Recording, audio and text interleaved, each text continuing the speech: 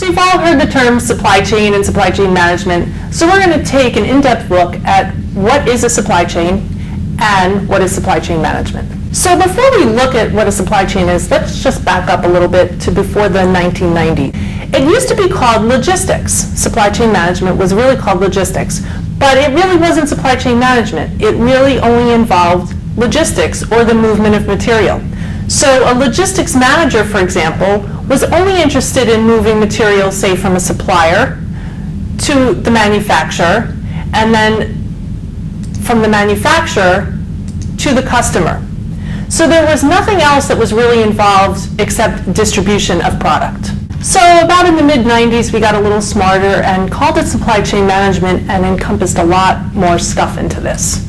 So let's say we're a manufacturer. As that manufacturer, as a supply chain manager there, we need to be concerned with distribution, with packaging, with purchasing, with manufacturing. In order to be able to do that, we need to order material from our suppliers. And so from our suppliers, we need inputs as to how much material is available, what is the lead time going to be, what is the cost, so that we can get those supplies from our suppliers to our manufacturer. But in order to be concerned with how much to manufacture, we need information from our customers as well. How much demand are we going to need?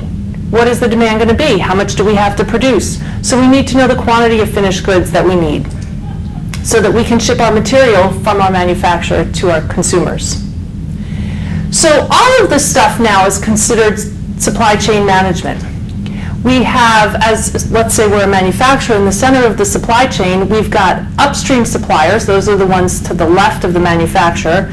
We've got the ones that ship directly to us, which we call Tier 1 suppliers. Then those suppliers have suppliers. We call them our Tier 2 suppliers, et cetera.